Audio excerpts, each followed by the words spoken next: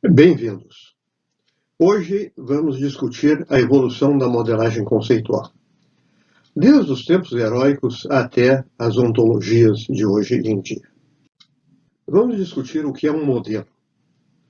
Um modelo é uma representação de algum sistema, alguma coisa que existe na realidade ou alguma coisa que vamos programar e projetar computacionalmente. Para começar, vamos discutir um pouco o que é um modelo. Um modelo conceitual é uma representação de sistemas.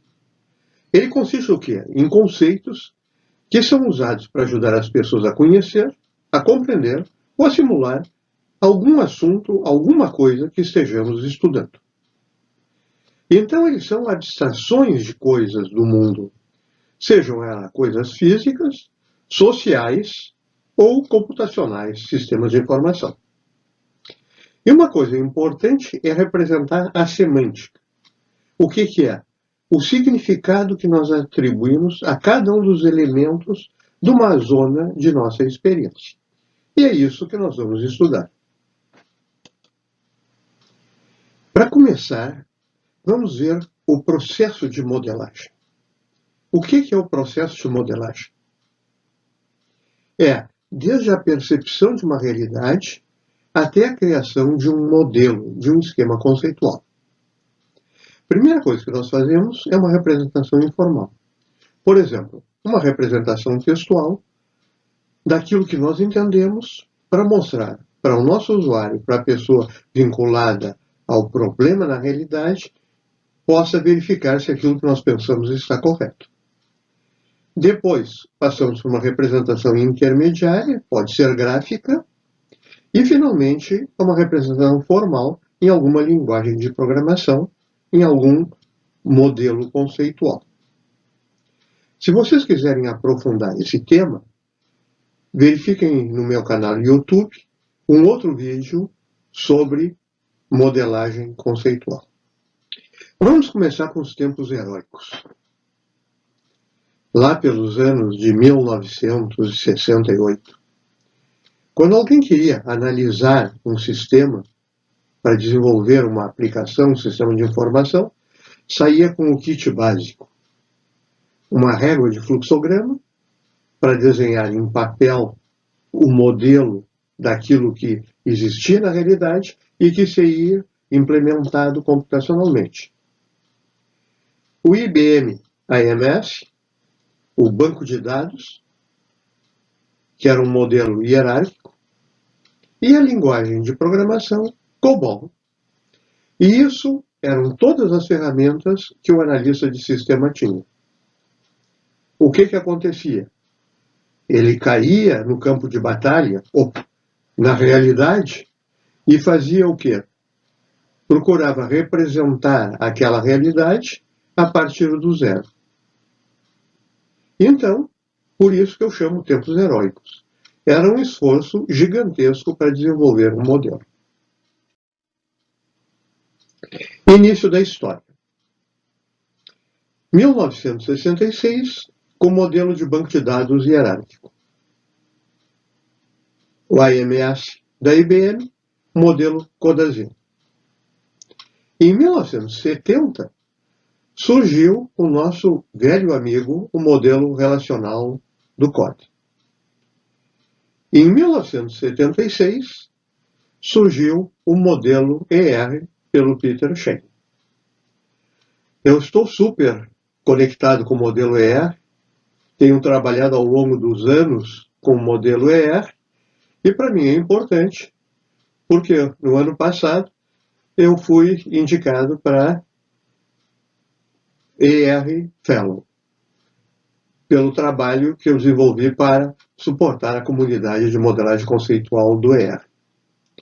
Em 1979, surgiu aquele RMT, que o COD, o criador original do modelo relacional, começou a adicionar mais semântica no modelo relacional devido às críticas que estava sofrendo.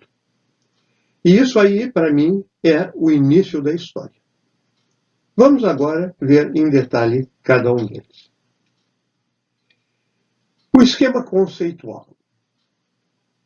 Aquelas pessoas, o Dennis Sikritz e o Anderson Klug, apresentaram um artigo sobre o modelo ANSI X3 Spark, que propôs que todo conhecimento sobre um domínio de aplicação devia ser coletado em um único esquema conceitual.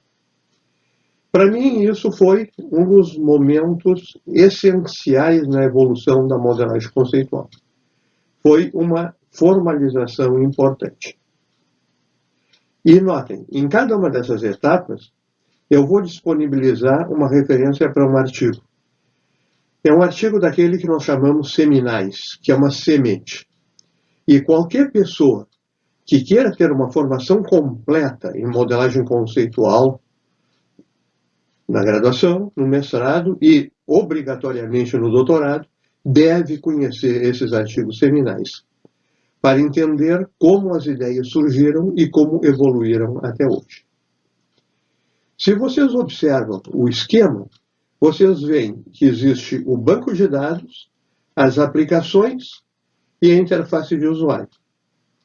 E tudo isso acaba representado centralmente num esquema conceitual. Esse foi o objetivo do modelo Podazin. A partir disso aí, foi criado o modelo hierárquico de banco de dados, que é um modelo em estrutura de árvore. É uma hierarquia. Vocês vejam nesse exemplo que nós temos uma biblioteca que tem livros. Os livros podem ser de engenharia ou de comércio. E nós temos, no último nível lá de baixo, as diferentes ocorrências. Mas podemos ter também revistas, que pode ser sobre saúde ou sobre automóveis ou alguma outra coisa. Como é que se navega num banco de dados desses? Como é que o programa vai usar os dados que estão aí armazenados? O programador tem que conhecer a estrutura hierárquica do banco de dados e dar comandos específicos de navegação. Então, a navegação é explícita dentro do banco de dados. Esse modelo é utilizado pelo IBM IMS, que foi o pai dos bancos de dados comerciais. Vocês reparem que o conhecimento da estrutura do banco de dados está explícito.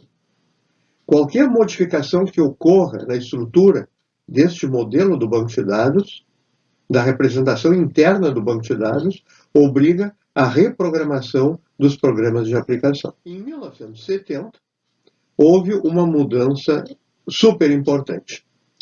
O COD publicou na revista Communications of the ACM, em junho de 70, o modelo relacional. Um modelo relacional para o compartilhamento de grandes volumes de dados. Quando foi lançado, não causou grande impacto, porque era uma coisa radicalmente nova, e, a partir daí, algumas pessoas começaram a tentar desenvolver sistemas de gerência de banco de dados nesse modelo. Pessoal, levou um tempo enorme. Levou cerca de 10 anos até que se tivesse os primeiros modelos totalmente operacionais. E qual foi a grande vantagem desse modelo em relação ao hierárquico? Foi que apresenta uma linguagem de manipulação e de definição que é independente da estrutura física de armazenamento. Então, nós definimos na linguagem de manipulação de dados, o nosso conhecido SQL, o que fazer e não como fazer. No modelo hierárquico, se define como fazer o acesso aos dados. No modelo relacional, se define o que fazer. E por que levou esse tempo todo até a implementação real? porque transformar o que fazer em um algoritmo que manipula as estruturas físicas de armazenamento requer um processo de compilação e de otimização bastante complexo. E isso aí deu muitas dissertações de mestrado, muitas teses de doutorado e muitas pesquisas das empresas. E aí começou a formalização da semântica dos bancos de dados. E esse artigo do CODE, novamente, uma estrutura de dados normalizada, publicado em 71. O que significa normalizar um banco de dados? É criar uma forma de representação que elimine distúrbios de atualização do banco de dados. Nesse trabalho original, o CODE definiu 3 formas normais. Hoje existem outras. Mas, se vocês fizeram um curso de banco de dados, vocês devem estar razoavelmente familiarizados com as formas normais. Para a maioria dos efeitos práticos, considera que as tabelas estão normalizadas se tiverem na terceira forma normal. Eu vou mostrar para vocês o tipo de problema que pode ocorrer se o banco não estiver normalizado. Olhem aqui. Eu tenho um arquivo onde aparece o João e o endereço do João aparece 3 vezes. Avenida Bento Gonçalves, 1100. E aparece na produto que alguém comprou um DVD, Sociedade do Anel, que foi o João e o Paulo. Aparece 2 vezes esse dado. E o Paulo e a Vera compraram, cada um deles, uma memória de 4 GB. E vocês notem que a repetição do endereço aparece também no nome do Paulo. Imaginem se o João ou o Paulo mudam de endereço. Coitado do programador. Ele tem que se lembrar que existe um armazenamento de endereço para cada compra do João ou do Paulo. Ele tem que fazer um programa que vai procurando cada um deles e modificar em cada uma das ocorrências. A mesma coisa com o nome do produto. Se houver uma alteração na descrição do produto, eu tenho que varrer um por um para fazer a modificação. Vocês vejam que isso aí é horrível. Mas isso aí pode ocorrer se não for normalizado o arquivo. Vamos para as formas normais. A primeira forma normal diz simplesmente que eu não posso ter nenhum atributo que seja multivalorado. Isso aí é fácil de entender e fácil de fazer. Quer dizer, nenhum atributo pode ser uma lista. Tem que ser um valor único.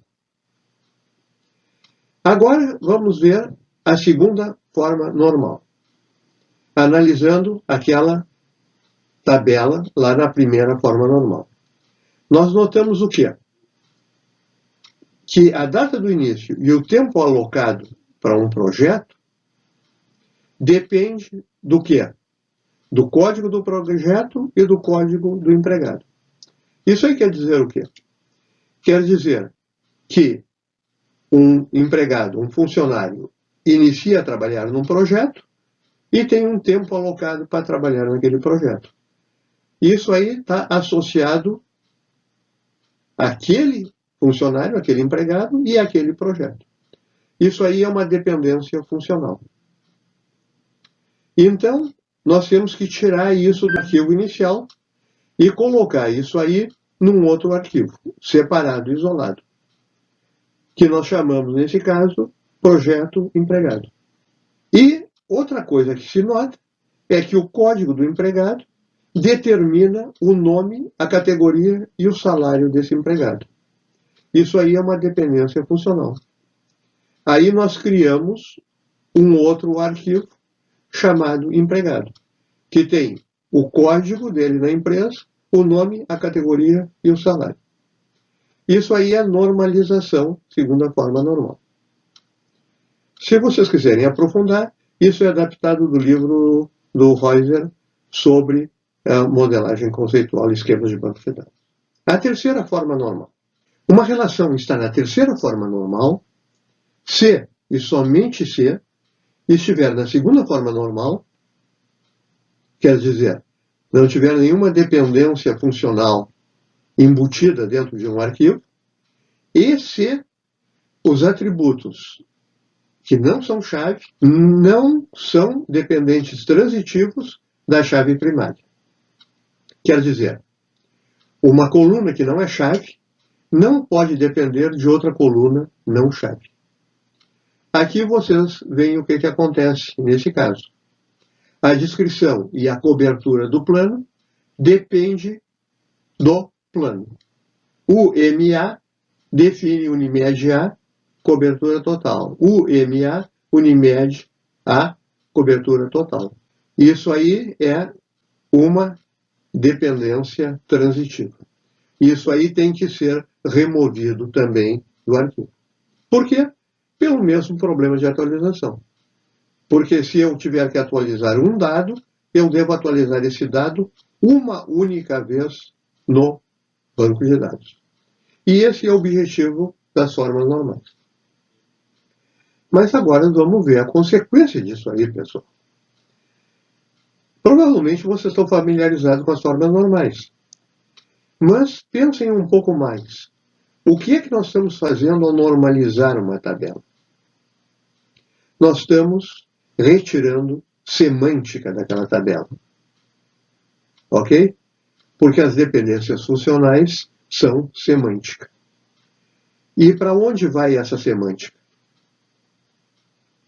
Ela desaparece do modelo conceitual e ela vai ser representada lá no programa de aplicação, no SQL, fazendo um join.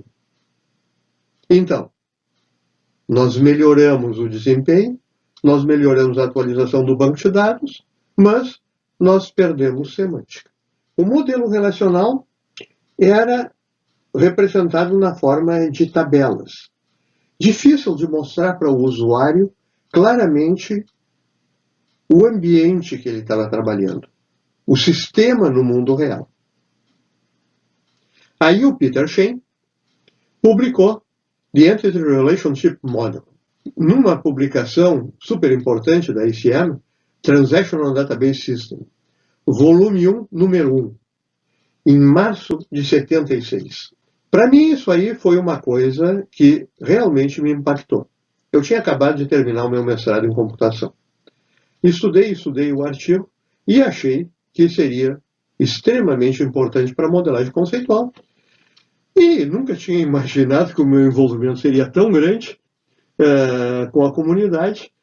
Eu fui o General Chair de 2 conferências do ER Conceptual Modeling Conference, um em 2009 aqui no Brasil, em Gramado, no Rio Grande do Sul, e outro em 2019, foi o último antes da pandemia, em Salvador, na Bahia. O modelo entidade-relacionamento teve um grande impacto, porque permite representar a realidade de uma forma visível e claramente explicável e validável pelos usuários. Então, esse é outro artigo que vocês devem realmente ler. Agora vamos ver as consequências daqueles meus comentários sobre a perda de semântica no modelo relacional. O código começou a sentir as críticas sobre esse problema da perda de semântica, da impossibilidade de representar estruturas e relações complexas dentro do modelo relacional. E aí ele publicou em 1979 esse modelo, Relational Model Tasmania. Eu levei tempo para descobrir por que era Tasmania, até que eu descobri que ele surgiu numa discussão e apresentado numa conferência na Tasmânia. Então, o que ele procura fazer? Ele procura mostrar que algumas coisas tinham que ser adicionadas, que ele chamou de modelos semânticos. Foi aquilo que eu apresentei lá na primeira tela. A representação da semântica, da percepção do ser humano da realidade que está sendo representada. E aí ele desenvolveu algumas estruturas a mais para representar essa semântica. Esse artigo realmente não é muito conhecido, mas eu sugiro fortemente a leitura desse artigo, porque ele é extremamente importante no desenvolvimento dos modelos semânticos. Modelos semânticos. Isso é a alma da evolução daqui para frente. Continuação. 1990, Banco de Dados Orientados a Objeto. 1996, UML, para modelagem. 2000, Ontologia. 2020, o infinito e além. Não sei até onde nós vamos. Reparem que eu coloquei essas datas aí para vocês terem uma referência do que aconteceu ao longo do tempo. É claro que as coisas não são tão claras. É difuso, né? As coisas vão evoluindo ao longo do tempo. Vamos ver os detalhes agora. Banco de dados orientados a objeto. Esse aí é um artigo, um dos autores, François Bancion, francês, é meu conhecido lá da França, do tempo do doutorado, e eles desenvolveram um banco de dados orientado a objetos e lançaram esse artigo, o Manifesto sobre os Bancos de Dados Orientados a Objeto. Como é que surgiram os bancos de dados orientados a objeto? Eles surgiram para atender um problema que foi gerado pela definição da primeira forma normal de banco de dados relacionais. Qual foi? Cada atributo tem que ser um valor simples, unívoco. Mas, nessa época, nós começamos a ter coisas como necessidade de representar mapas, necessidade de representar imagens, necessidade de representar projetos espaciais de arquitetura, e isso aí não cabia no modelo relacional tradicional. E aí criaram um modelo de banco de dados orientado a objeto. Eu acho o nome muito ruim. Por quê? Porque se eles fossem bancos de dados orientados a objetos, eu deveria ter uma álgebra sobre esses objetos. Ok? Quer dizer, um banco de dados relacional tem uma álgebra relacional que se aplica a cada um dos atributos. Mas, num banco de dados orientado a objeto, eu crio um objeto, imagine coordenadas geográficas, mas eu não tenho uma álgebra definida sobre esses objetos. Então, eles são, no fundo, bancos de dados relacionais estendidos para objetos. Esse documento aí explica o que é que eles acreditavam ser importante para bancos de dados orientados a objeto. Depois, ou por aí, surgiu o modelo UML, que está em grande moda, todo mundo usando, e procurou fazer o quê? Tentou criar um modelo, uma linguagem unificada para especificação de sistemas de informação. Foi um esforço super bom, é muito utilizado, facilita a representação, mas tem uma grave falta. São vários modelos separados, e aí as pessoas estão desde 96, né, já faz algum tempinho, procurando unificar as diferentes representações. O que é que deveria ter sido feito? Claro, falar no futuro sobre o que aconteceu é fácil. Mas qualquer pessoa com uma educação formal teria entendido que era preciso primeiro desenvolver um modelo semântico embaixo das diferentes ferramentas, ter uma representação desse modelo semântico e ter uma API para que cada ferramenta atualizasse esse modelo semântico e então ele fosse consistente entre as diferentes ferramentas. E de 96 até agora, o que o pessoal está fazendo é procurando obter essa integração. Mas foi uma conquista. E agora estamos chegando na ontologia. e citando um artigo super recente, de 2019. Um dos autores é o Giancarlo Guisardi, que é um professor, pesquisador brasileiro em ontologia, super conhecido, da Universidade Federal do Espírito Santo, e atualmente está trabalhando e morando na Europa. E esse artigo mostra o quê? Como se pode comparar a modelagem conceitual tradicional com a modelagem orientada à ontologia. Esse é outro artigo que é uma leitura essencial. Então, vocês estão vendo que eu estou dando trabalho para vocês. Nós temos alguns minutos aqui de apresentação e vocês terão muitos dias e horas de leitura. Quando terminarem isso, vocês podem dizer: agora eu entendo modelagem conceitual. Rapidamente, uma ontologia. Uma ontologia, em computação, é uma representação conceitual de alto nível. E aí vocês veem ali uma representação em que eu tenho as diferentes entidades, objetivo, localização, pessoa, que todas são especializações de coisa, que é a raiz, tudo o que existe. E toda essa ontologia vem de aplicações de conceitos da filosofia. E eu tenho unidades de comportamento, eu tenho hierarquias, eu tenho especializações, eu tenho restrições semânticas. E eu referenciei um artigo nosso para vocês terem uma ideia sobre como é possível fazer uma aplicação modelada com ontologia. Com isso, nós terminamos essa apresentação. E se vocês quiserem se aprofundar e conhecer um pouco mais sobre ontologia, vão no meu YouTube e terá uma mini aula aprofundando e explicando o que é ontologia. Muito obrigado pela atenção de vocês.